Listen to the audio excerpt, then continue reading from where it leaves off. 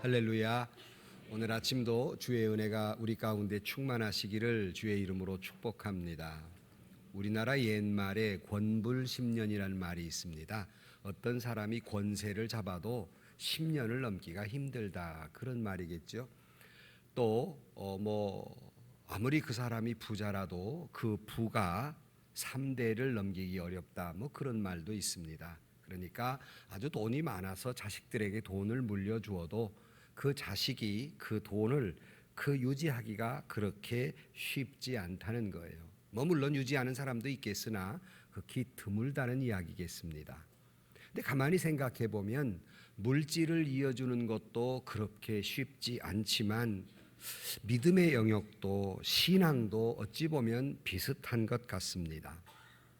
우리의 신앙도 믿음 좋은 분들의 신앙이 그 자자손손에게 이어지는 것도 참 쉽지 않더라. 물론 믿음 좋으신 분들 스라에 믿음 좋은 자녀들이 있을 수 있는 가능성은 높지만 그렇게 쉬운 일이 아니다 하는 거예요. 그것이 성경을 보아도 알 수 있는 일이에요.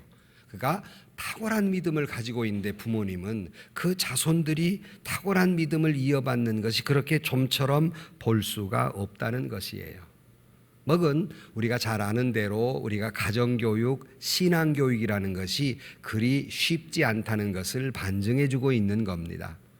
성경에도 보면 예컨대 사무엘은 얼마나 훌륭한 탁월한 믿음의 사람이었습니까? 그러나 사무엘의 아들은 그렇지 못했습니다.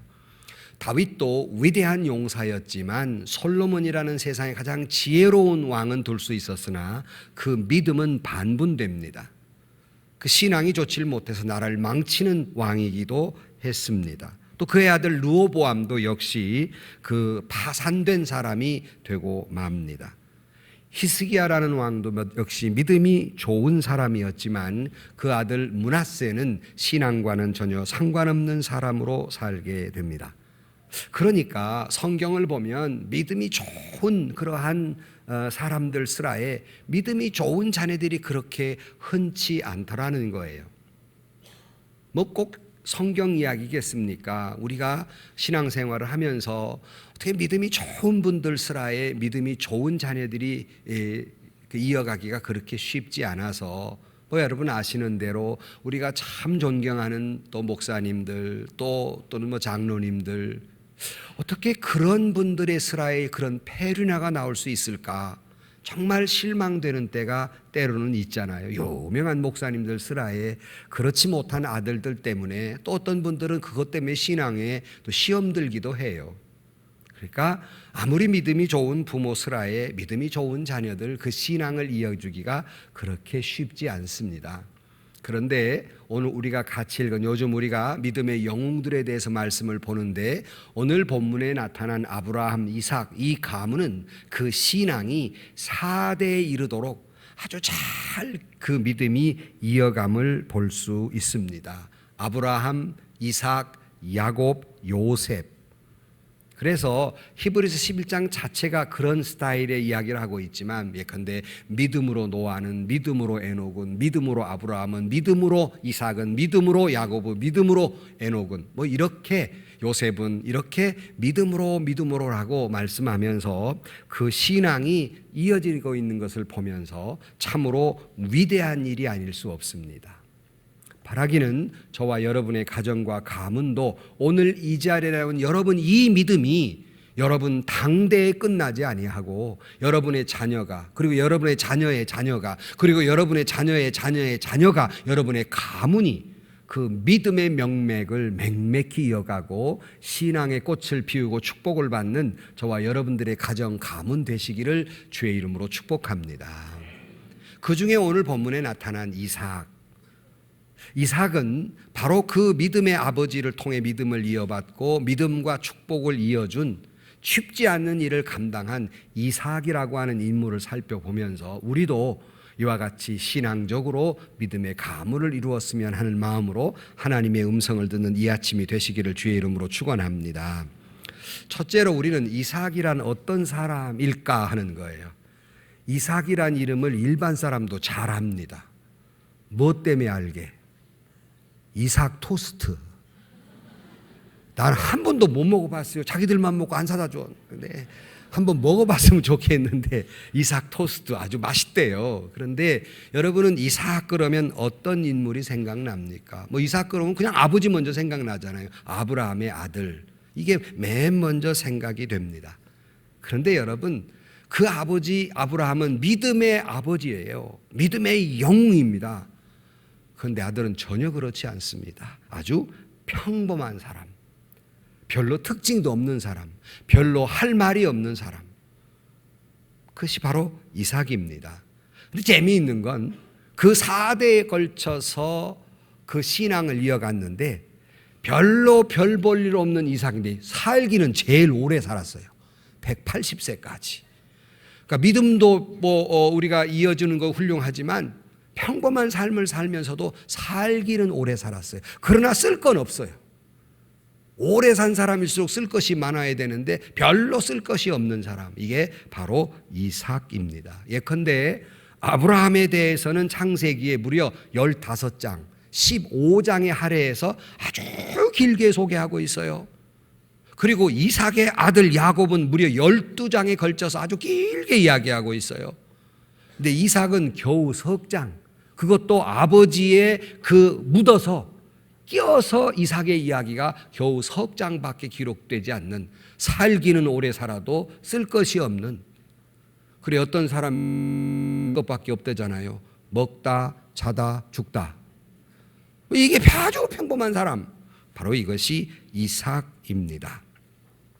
그런데 이 이삭은 보통 그렇게 부모를 다 닮아가는데 아브라함의 위대한 믿음을 닮은 것이 아니라 이삭은 아버지의 그 약점, 잘못된 것, 부족한 것만 쏙 빼다 닮았습니다. 자매님 여러분, 특별히 아들을 볼 때 잘하는 것은 누구 닮았게? 엄마 닮고, 꼭 못된 것은 누구 닮아요? 지혜비 닮고. 어쩌다가 남편이 좋은 점이 있어 그건 닮아주어서 그거는 안 닮고 꼭 못된 것만 닮은 것 같아요. 그런데 바로 이삭이 그러더라는 거예요.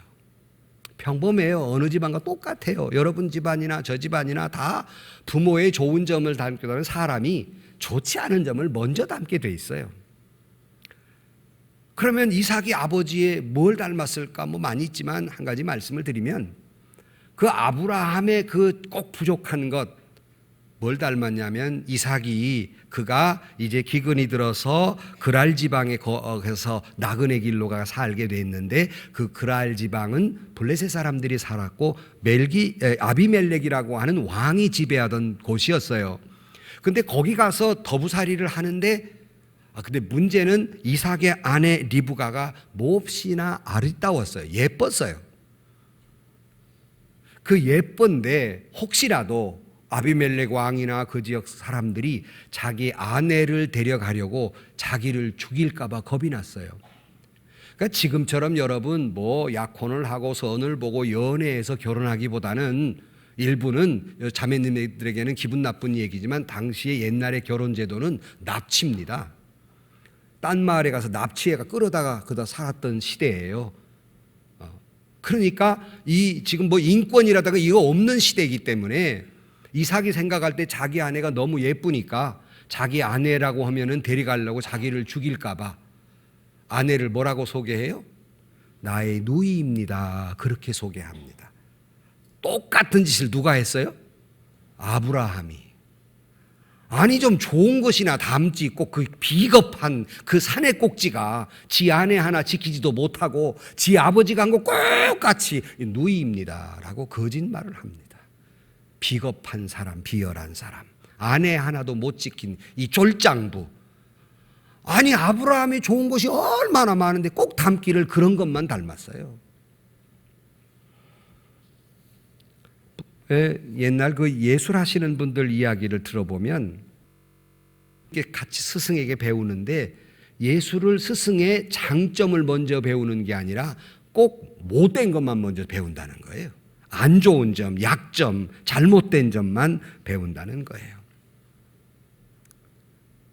어떤 분이 그러더래요. 나는 나폴레옹을 닮았다. 그래가지고 뭔 나폴레옹을 당신 뭘 닮았냐 그랬더니 키 작은 거. 아니 나폴레옹 위대한 거 많은데 키 작은 건 닮으면 나도 닮았지. 나도 나폴레옹 닮았습니다. 하긴 좋은 것이 어디다 두고 꼭 안 좋은 것만 닮아가요. 사랑하는 성도 여러분, 이삭의 아버지 아브라함의 영웅적인 삶을 보았을 때 이삭도 그것을 배워야 하는데 기껏 하는 것이 아내 팔아먹는 것이나 담고 앉았어요. 이런 얘기 한번 했습니다마는 어떤 왕이 축첩을 많이 하니까 부하가 너무 속상하니까 왕이시여, 아유 그래 왜 이렇게 축첩을 많이 합니까? 그랬더니 뭔 소리냐? 위대한 다윗 왕도 그랬는데 그랬어요. 신하가 뭐라고 한지 압니까? 위대한 다윗 왕의 축첩 제도나 배웁니까? 그의 회개는 왜 안 배우십니까? 그의 회개했던 건 왜 안 배우십니까? 사람이 못된 것은 배우고 배워야 할 것은 안 배우고 있는 거예요. 여러분의 자녀들 속에 가만히 살펴보면서 내 삶 속에 내 자녀들이 닮아 주었으면 하는 부분도 있고 내 자녀들이 나를 닮지 않았으면 하는 부분이 있어요. 그래서 모든 아버지들의 마음 속에는 두 마음이 있다. 하나는 내 아들이 나를 닮아 주었으면 하는 것이 있고 하나는 내 아들이 나를 닮지 않았으면 하는 마음이 있다. 그래 아버지의 마음들이 불편해요. 그런데 여러분의 자녀들이 나를 닮아 주었으면 그건 잘 안 닮고 꼭 닮지 않았으면 그걸 자꾸 닮아가는 거예요. 그렇다면 여러분에게 묻습니다. 여러분의 자녀는 여러분을 닮아도 괜찮겠습니까? 나 쳐다보지 말고 생각을 가만히 해보세요. 나를 닮아도 괜찮는가? 일부 예배 마치고 나가는데 우리 진영호 장로님이 가시면서 의사신데 가시면서 그래요. 목사님, 오늘 설교를 통해서 불편한 DNA의 진실을 배웠습니다. 불편하다는 거예요. 불편하다고. 불편하죠. 저만 불편해요. 남성 여러분 다 불편해요. 왜? 못된 것만 배우니까. 좀 그 아비의 장점을 좀 많이 배웠으면 좋겠는데. 그래 자매님 여러분 그러잖아요. 어쩌다 남편이 보기 싫은데 아들을 보니까 뒷꼭지가 미워. 한 대 탁 때려줬으면 딱 좋겠잖아요. 꼭 뒷꼭지 지혜비 닮았어 이러고. 이삭이 그렇게 닮았단 말이에요. 아버지의 못된 부분만 닮았어요. 요새 제 아버님이 이제 89세, 이제 90세가 되시는데 약간의 치매가 있으셔서 늘 걱정스럽게 바라보고 있습니다. 근데 제가 제 아버님을 보면서 어떤 마음이냐면 30년 후에 내 모습이다 이거예요. 30년까지 살지는 모르겠으나 살아있다면 30년 후에 내 모습이에요. 여러분 부모님 계십니까? 여러분 그 몇십 년 후에 여러분의 모습이에요. 그러니 잘 섬기셔야 됩니다. 그래서 30년 후에 내 모습이다라고 생각하고 저도 건강이라든가 이런 걸 미리미리 생각해 두는 거예요. 거기다가 이삭은 그것만 닮은 것이 아니라 유약함도, 그가 아주 평범한 삶을 살았는데 유약하기까지 했어요. 예컨대 이삭이 소나 양이 많이 늘어나니까 우물을 파야 할 일이 있어서 아버지가 파놓은 우물을 가서 다시 팔려고 했어요. 근데 그걸 메워져 버렸어요. 왜? 블레셋 사람들이 메워버렸어요. 근데 당시에 우물이 하나 있다는 것은 재산 목록입니다. 그래서 다시 우물을 팠어요. 필요해가지고 아버지가 파놨던 거를 쉽게 파야겠죠. 근데 이게 블레셋 사람 쫓아와가지고 이게 네 아버지가 팠지만 이게 우리 거다 하고 달라는 거예요. 성경을 보세요. 뭐 줍니다. 딴 데 가서 또 팠어요. 또 쫓아와서 이거 우리 거다 또 줍니다. 여러분 남의 이야기가 그냥 듣지만 사람 착하다 그러지만 여러분의 자식이 그랬을 때 부모들이 흔히 뭐라고 그럽니까? 이 험한 세상 그래가지고 어떻게 살래? 눈을 쌍불을 켜고 살기도 어려운데 그렇게 무능해서 너 어떻게 살래? 흔히 부모들이 그렇습니다. 이삭은 이거 다 아무것도 자기 거라고 말도 못하고 그냥 내줄 수밖에 없는 유약한, 남편으로서도 유약하고 가장으로서도 유약하고 무능한 사람, 그것이 이삭이었습니다. 그뿐만 아니라 그는 대단히 세속적인 사람이기도 했습니다. 꼭 고기를 좋아해서 세속적인 것은 아닙니다만은 고기를 그는 했습니다. 성경에 보면 큰아들은 사냥꾼이에요. 그래서 아주 짐승을 잡아서 아버지한테 잘 갖다 준단 말이에요. 그러니까 이삭이 에서를 참 좋아했어요. 그래 옛날 어른들이 그러더라고요. 나이가 들면 비단 옷을 입어야 따뜻하고 고기를 먹어야 배가 부르다. 뭐 그렇게 말씀하시기도 합니다만은 이삭이 이 고기를 좋아했습니다. 그래서 아주 에서가 그 고기를 갖다 주면 너무 기뻐했고 그리고 매우 사랑했어요. 근데 문제는 에서의 사람을 보는 기준을 에서가 자기에게 고기를 많이 갖다 준다는 이유로 그 아들 야곱보다는 에서를 더 사랑했습니다. 그러니까 사람의 평가를 나를 고기를 많이 갖다 주냐 안 갖다 주냐 이걸로 평가했어요. 여러분도 그러지? 용돈을 안 주냐, 자식이 좋아요, 덜 주는 자식이 좋아요. 아니라고 거짓말하지 마세요. 사람을 그렇게 평가한단 말이에요. 우리도 우리나라 사람 특징이잖아요. 사람의 옷 입은 맵시로 사람을 평가하고 그 사람의 뭐 액세서리를 뭐 했느냐, 귀걸이는 뭐 했냐, 차는 뭐 타고 다니냐 이걸로 사람을 평가하기 때문에 기를 쓰고 남들 앞에 보이려고 해요. 며칠 전에 제가 유튜브를 보는데 호주에서 어떤 사람이 유튜버가 물었어요. 여기 아시아인들이 많이 있는데 한국 사람을 어떻게 분별하십니까? 서양인들은 동양인이 한국 사람을 잘 구분하기 못하는데 한국 사람은 쉽게 구분한다는 거예요. 뭘로 구분하게? 대답은 이거예요. 첫째, 화장이 다릅니다. 한국 여자들, 한국이 미인이 세계에서 제일 많다는 내가 볼 때는 그거 다 화장빨이야, 다 전부 다. 그래서 화장이 틀립니다. 두 번째만, 패션이 좋습니다. 옷을 잘 입습니다. 세 번째는 더 충격적입니다. 저 학생이 한국 학생이냐 아니냐 알 수 있는 기준이 하나 있습니다. 뭐냐?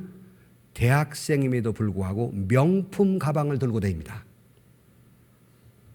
이건 부끄러운 일입니다. 자기들 생각에는 아니 학비도 비싼데 거기다가 명품 가방까지 들고 다닌다는 거예요. 속물근성, 이 세속적인 모습이 이삭에게 있었고 두 아들 중에 그러기 때문에 에서를 사랑했습니다. 단지 좋은 음식을 가져다 준다는 이유 때문이었습니다. 이삭은 자기 아들 에서가 신앙적으로 어떤 모습인가 어떤 인격을 가지고 있는가는 관심이 없었습니다. 마치 보통 사람들이 믿음에는 관심이 없고 내 자식이 잘 먹고 돈 많이 벌고 좋은 대학 들어가 높은 자리에 올라가는 데만 관심을 두듯이 속물근석 세속적이었어요. 그러나 에서는 신앙에는 관심이 없었어요. 하나님의 축복은 관심이 없었습니다. 다시 말하면 장자권을 물려받는 것에 대한 관심은 없었습니다. 믿음과 축복을 물려받는 것에 대한 관심이 없었어요. 그래서 꾀보 야곱에게 어떻게 장자권을 팔아먹어요? 팥죽 한 그릇에. 그러니까 하나님의 축복 믿음은 팥죽 한 그릇만 못한 거예요. 근데 이삭은 그 해설을 사랑했어요. 얼마나 속물적이냐 그 말이에요. 여러분, 우리가 자식도 여럿 있지만 마음이 가는 자식이 있고 그렇지 못한 자식이 있잖아요. 뭐 꼭 나만 그런 것처럼 쳐다보지 마세요. 솔직하게.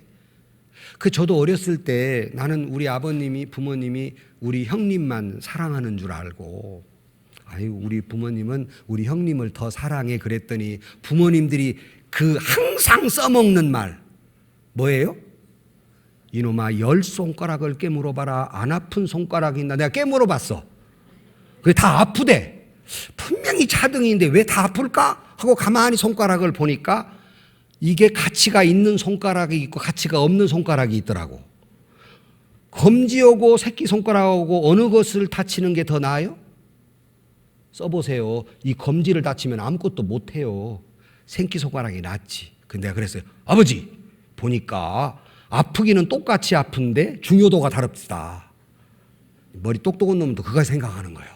내가 그러니까 죽도록 맞았어요. 혼났어요 내가. 이놈이 꼭 그런 것만 생각한다고. 그런데 차등이 있을 수밖에 없어요. 마음이 좀. 그런데 문제는요, 사람 마음이 어떻게 못하잖아요. 문제는 그걸 자식에게 들키면 안 되는 거예요. 문제는 들켜요. 야곱의 가정이 그랬어요. 이걸 들켜요. 근데 그 아내 리브가는 누구를 사랑했어요? 야곱을 사랑했어요. 그래서 교육학을 다루거나 심리학을 다룰 때 성경에 나타난 가정의 문제, 자식의 문제 1번 이 가정이에요. 편애의 문제를 다루기 시작. 이 부부를 보고 편애의 문제를 다루게 됩니다. 공부를 할 때도 그렇습니다. 그러므로 여러분, 부모의 편애는 어떤 결과를 낳습니까? 두 형제 간의 수십 년을 왼수지간으로 살게 만들어요.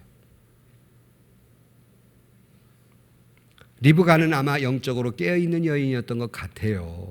그래서 고기를 가져다 두는 그 자기 큰아들 에서보다는, 물론 야곱 자체가 엄마의 치마폭에 뱅뱅 돈 자식이었지만 그는 하나님의 뜻에 따라서 이런 은혜와 축복, 하나님의 뜻은 야곱에게 있다 하는 걸 알았던 것 같아요. 그래서 아마 남편에게도 그걸 강조했지만 이삭은 아내의 말을 듣지 않습니다. 그리고 에서만 사랑을 해요. 이것도 꼭 평범한 집안하고 똑같아요. 남편 된 여러분, 아내 말 잘 듣습니까? 나만 안 듣나? 잘 안 들어요. 이게 똑같아. 그런데 남편 된 여러분, 제가 좀 살다 보니까 그래도 아내 말 들어야 낫습니까? 안 좋습니까? 자매님들이 얼른 대답해야 될 때는 자다가 떡을 먹어요. 젊은 남편 여러분, 나이 드신 분들에게 물어보십시오. 뭐가 지혜로운가? 해야 되는 거예요.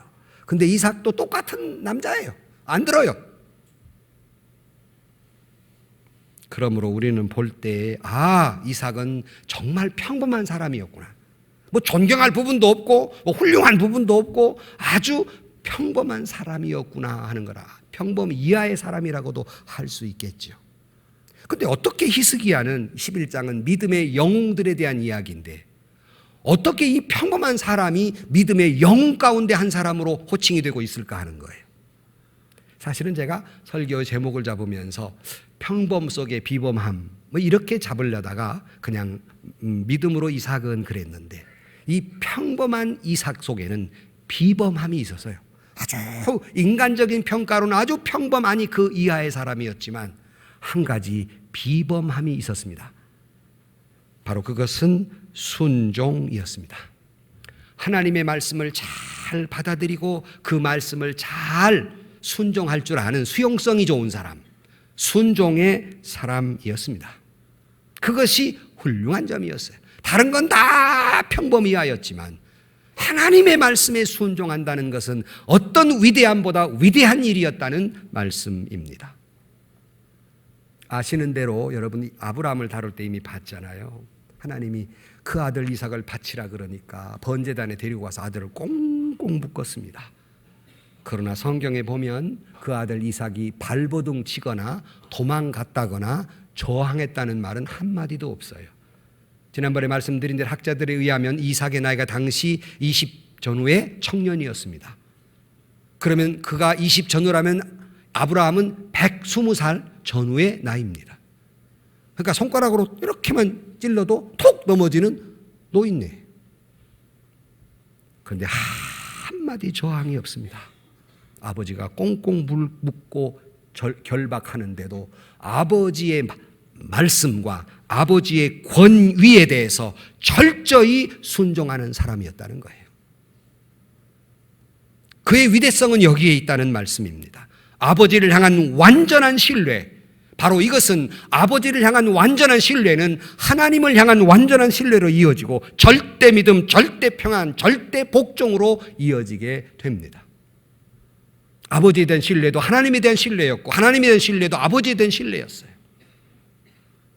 그래 뭐 볼품없는 논문이지만 제가 조그마한 소책자를 낼 때 부상이 신관 형성에 미치는 영향이라는 소책자를 썼는데, 그것은 아버지의 모습이 하나님의 하나님을 생각하는 데 영향을 미친다는 거예요.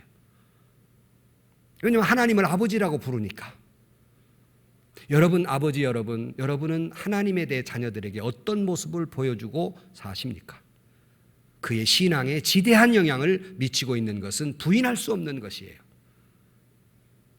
그런데 아버지의 그 절대 하나님을 향한 신앙, 순종을 자식은 그대로 물려받습니다. 순종하는 신앙을 자녀를 하는 것, 어떻게 하면 이것을 이어줄 수 있을까? 우리 자신도 순종해야 되지만 에베소 6장 4절 말씀에 또 아비들아 너희 자녀를 노엽게 하지 말고 오직 주의 교훈과 훈계로 양육하라. 자녀를 올바로 기르는 데 있어서 주의 교훈과 훈계, 한마디로 하나님의 말씀으로 양육하라 하는 거예요. 여러분의 자녀들을 부모의 말이나 또 하나님의 말씀에 순종하도록 여러분의 자녀들의 신앙에 깊은 관심을 가지고 말씀으로 양육하시기를 주의 이름으로 축원합니다. 성공하는 그 사람들의 특징 제1번은 성품이었단 말을 수십 번 했습니다. 인성이에요. 실력이 아닙니다. 성공하는 사람들의 특징 1번은 인성입니다. 그러니까 성공하지 못했다는 말은 역으로 인성이 나빴다는 얘기입니다. 그런데 그 인성을 올바로 기르는 것이 무엇일까? 여러분, 대한민국 학교 교육은 이미 무너졌습니다. 학교로부터 인성을 배울 수 있는 것은 이미 무너졌어요. 그렇다고 여러분의 자녀들의 인성을 올바로 키우는데 과학이 그 역할을 감당하겠습니까? 정치가 그 역할을 감당하겠습니까? 오직 한 가지밖에 안 남아 있어요. 그것은 신앙입니다. 여러분들이 자녀를 말씀 교육으로 시키는 것이 여러분의 자녀들의 인성을 올바로 키우는 것이고 예수님 닮은 성품을 담게 하는 것이고 그 아들을 성공하는 인생으로 살아가게 하며 행복한 인생으로 살아가게 하는 길이 여기에 있는 것입니다. 그래서 조금 깨치신 분들은 교육을 시켜주고 싶은데 그래가지고 이 일반 학교에서는 이게 안 되니까, 인성교육이 안 되니까 대안학교를 찾아가고 몸부림을 치는 거고, 그것도 안 되니까 집에서 그냥 자기가 가르치는 거예요. 학교 가봐야 배울 게 없으니까. 이미 공교육은 무너진 지 오래입니다. 대한민국에. 선생님들에게는 대단히 죄송하지만 현실이니까. 그러면 남은 게 뭐냐는 거예요. 그것은 말씀 교육입니다. 여러분들의 자녀가 학교에 몇 점을 맞고 어떤 평가를 받고 어느 대학에 들어가는 것 중요합니다. 살아감이 중요해요. 그러나 여러분, 더 중요함이 있음을 잊지 마시라는 거예요. 그것은 여러분의 자녀가 하나님의 말씀 앞에 몇 점짜리냐는 겁니다. 이것은 더 중요하다는 거죠. 그래서 여러분, 하나님의 말씀을 듣고 말씀을 배우고 올곧은 인간이 됐을 때 부모에게 순종하게 되고, 부모에게 순종하는 자는 영적 아버지, 영적 스승인 교회와 목회자들과 장로님들과 권사님들에게 교회의 제도에 순종하게 되는 자녀가 되고 믿음 좋은 자녀가 되는 것이에요. 그것이 무너지면 순종의 자녀가 되지 않지요. 말씀에도 순종하지 않습니다. 전설에 의하면 이런 얘기예요. 아브라함이 이삭을 잡아다가 제단에다가 딱 놓고, 아브라함이 이삭아, 예 아버지, 내가 너 사랑하는 줄 아냐? 예, 사랑하는 줄 압니다. 내가 하나님을 사랑하는 줄 아냐? 예, 압니다. 이삭아, 그러면 내가 너를 얼마나 사랑하는 줄 아냐? 이렇게 물었어요. 그랬더니 이삭이 그러더래요. 아버지가 나를 사랑하기를 아버지 생명보다도 더 사랑합니다. 너 그렇게 말이니 참 고맙다. 내가 너를 내 생명보다 사랑하는 줄 알면 제단에 올라가라. 이 말은 무슨 말이에요? 죽으라, 그 말이에요. 이때 이삭은 아무 말 없이 순종해서 죽음까지도 순종한 것이 바로 이삭입니다. 인류 역사상 이렇게 순종한 아들은 없어요. 딱 한 분 계십니다. 그분은 예수 그리스도예요. 십자가에 죽기까지 아무 말 없이 십자가에 달려 죽습니다. 바로 이것이 이삭의 순종이며 이것이 위대함이었다는 말씀입니다. 유명한 성경학자 아서 핑크는 이렇게 말합니다. 이때가 이삭의 육신적 자아가 깨어지고 하나님의 뜻을 수용하는 충격적 각성의 순간이었다. 성도 여러분, 순종하는 사람이 되려면 내 자아가 깨어져야 합니다. 그렇지 않고는 말씀에 순종하기가 어려운 거예요. 내가 깨지지 않으면, 내 고집이, 내 생각이, 내 가치관이, 내 자존심이 깨지지 않으면 하나님의 뜻은 이룰 수 없습니다. 하나님의 뜻은 이루어지지 않습니다. 그래서 예수님도 이게 어렵죠. 내가 죽는다는 게 어찌 쉬워요, 그것이. 그래서 혹자들은 아이고 그분은 성자니까 뭐 그렇게 사는 게 쉬운 줄 알지만 여러분, 성자로 산다는 것이 쉬운 일이 아니에요. 참 어려운 일이지요. 수많은 갈등이 계속되는 가운데 그렇게 살아가는 것이지 그것이 쉬운 일이 아닙니다. 그러나 이삭은 그 속에서 그는 순종하게 됩니다. 잠언 16장 9절 말씀, 사람이 마음으로 자기의 길을 계획할지라도 그의 걸음을 인도하시는 이는 이라 말씀하고, 이삭은 그것만 순종한 것이 아니라 결국 자식의 문제에 있어서도 하나님의 뜻이 에서에게 있는 것이 아니라 야곱에게 있다는 걸 깨닫고, 아니 이 꽤 많은 야곱이 속여가지고 아버지를 속여서 축복을 받았는데 에서가 나와 난리를 치는 거예요. 내가 장자이여 내 아버지 누구한테 축복해 주었습니까? 나한테 다시 축복해 주십시오. 그럴 때 에서가 이삭이 에서를 달랩니다. 이미 축복 다 해 주었다. 너 순종하라 하는 뜻의 말입니다. 그러니까 그 자신도 하나님의 뜻에 결국 순종하게 됩니다. 레리 크리스텐스라고 하는 사람은 순종과 신앙에 대해서 이렇게 말합니다. 당신은 신앙을 가진 사람이라고 외치고 싶다면 순종이라는 애인의 손을 잡고 걸어가야 한다 그랬어요. 정말 여러분들이 신앙이라고 외치고 싶습니까? 그러면 순종과 같이 가야 그 신앙이 신앙입니다. 여러분의 진정한 신앙은 순종함으로 나타나는 것이다 하는 것입니다. 여러분, 내가 믿음을 가졌지만 여러분 그 믿음이 순종하지 않으면 그 믿음은 순수한 것이 아닙니다. 우리가 신앙의 여정을 통해서 항상 우리는 두 가지 갈등을 겪고 있습니다. 어떤 갈등이냐면 자기 뜻과 하나님의 뜻이에요. 더 적나라하게 자기 고집과 하나님의 섭리 뜻이에요. 이것이 늘 부딪히며 사는 거예요. 그렇지 않은 사람은 없습니다. 이거 목사님 되고 저도 마찬가지예요. 장로님도 마찬가지예요. 성자도 마찬가지예요. 그래서 사도 바울이 내 마음에 두 마음이 싸우고 있다. 검은 마음과 흰 마음이 싸우고 있다 하는 거예요. 그러므로 인간적 자기 자아가 있고 하나님의 뜻대로 순종함이 있어서 이 갈등을 경험하게 됩니다. 예수님도 마찬가지였습니다. 예수님 십자가 지는 게 쉬운 일이 아니었습니다. 그렇기 때문에 겟세마네 동산에서 땀을 흘리되 핏방울처럼 흘려가며 기도한 까닭은 쉬웠으면 그렇게 기도할 필요가 없어요. 쉽지 않았기 때문에 땀방울을 핏방울 흘리든지 기도하며 뭐라고 말씀하셨습니까? 아버지요, 이 십자가라고 하는 잔을 내게서 좀 그냥 지나가게 할 수 없습니까? 괴로웠어요. 예수님도 힘들었어요. 죽음이라는 공포를 알아요. 아픔을 알아요. 그렇듯이 여러분, 성자라고 못 느껴서 성자로 사는 게 아닙니다. 어떻게 성자란 사람이 그래? 어떻게 목사란 사람이 그래? 어떻게 장로란 사람이 그래? 쉽지 않습니다. 두 마음이 번번이 싸우고 있기 때문이에요. 문제는 성자와 그렇지 못한 사람과의 차이점은 갈등이 없다는 얘기가 아니라 마음의 갈등을 겪지 않는다는 것이 아니라 결론을 예수님처럼 나의 원대로 마옵시고 누구의 원대로? 아버지의 원대로 하면서 결론을 그렇게 낸 거지, 갈등조차 없이 결론을 그렇게 낸 건 아니란 말씀입니다. 그러므로 여러분, 오늘 또 금년을 우리가 살아가면서 이삭의 위대한 점, 평범한 사람이었으나 그의 가장 위대한 것은 하나님의 말씀에 순종함이었다. 여러분 모두가 이삭처럼 아브라함처럼 하나님의 말씀에 순종하고 내 뜻대로 마옵시고 아버지의 뜻대로 하옵소서라고 기도하며 살아가는 저와 여러분들이 되시길 주의 이름으로 축원합니다. 세 번째는 이삭의 위대한 점은 그런 신앙을 가졌기에 자기도 하나님의 은혜 가운데 살았고 그 축복과 믿음을 자식에게 물려줄 수 있는 위대한 부모였다는 것입니다. 처음에 말씀드렸죠. 부를 물려주기도 힘들지만 신앙을 물려주기도 힘들었다.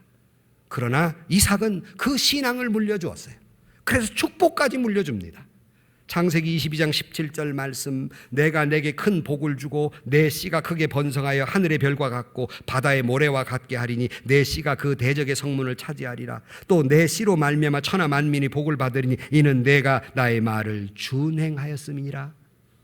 창세기 26장 2절 말씀, 3절 말씀, 이 땅에 거류하면 내가 너와 함께 있어 내게 복을 주고 내 이 모든 땅을 너와 내 자손에게 주리니, 그 밑에 5절 말, 이는 아브라함이 나의 말을 순종하고 내 명령과 계명과 율례와 법도를 지켰음이라.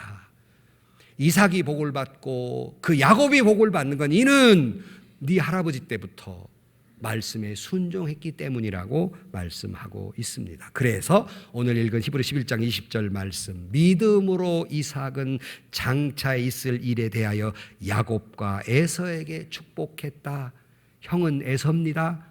이 문맥의 순서로 봐서는 에서가 먼저 나와야 돼요. 형이니까 에서와 야곱이라고 해야 되지만 하나님의 축복은 야곱에게 있는 걸 인정해서 믿음으로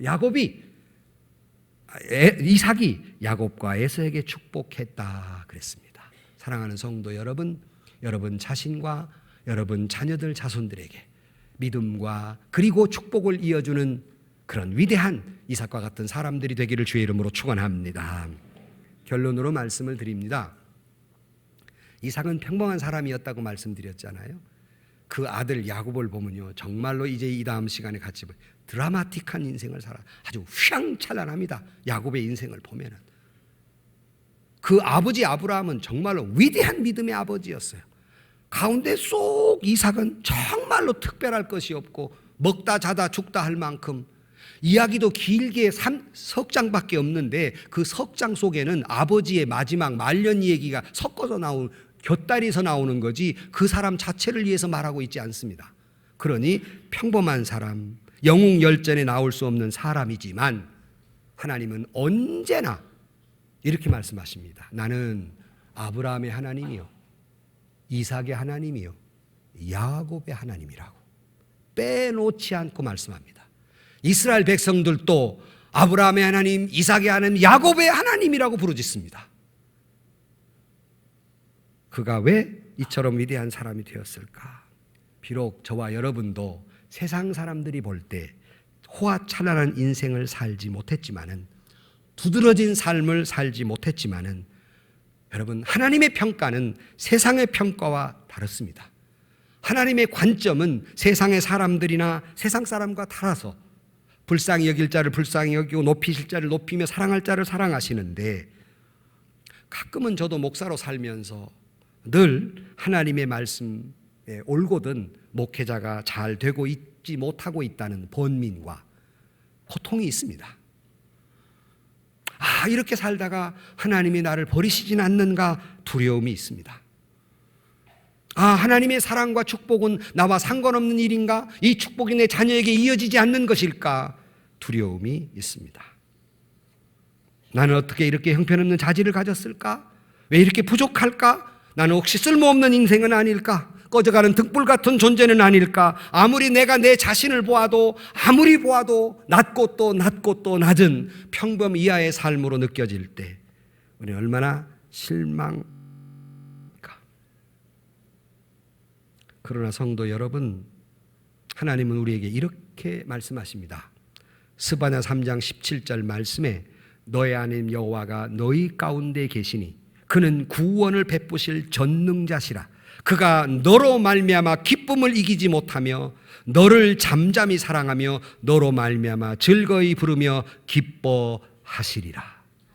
비록 세상 사람들의 눈에 보기에는 평범 이하의 사람이고 보통 사람이며 휘황찬란한 것도 없고 내세울 것도 없고 부족해서 스스로가 볼품없는 인간, 부족한 인간, 그렇게 스스로가 낮추고 실망할 때도 많지만 나는 나를 그렇게 볼 수 있으나 하나님은 여러분으로 인하여 기뻐하시고 기뻐하시며 조용히 여러분을 사랑하시는 줄로 믿어 의심치 마시기를 주의 이름으로 축원합니다.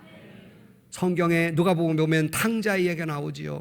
탕자가 이 못돼 가지고 아버지에게, 죽지도 않은 아버지에게 유산 남겨달라 그래가지고 유산 가지고 밖으로 나갔다가 쫄딱 망하고 거지꼴이 돼가지고 내가 아버지 집에 하인으로라도 있는 것이 낫겠다 하고 돌아왔을 때, 이 처절한 인생, 이 가치 없는 인생, 그 아들이 돌아왔을 때 아버지의 태도는 뭐였죠?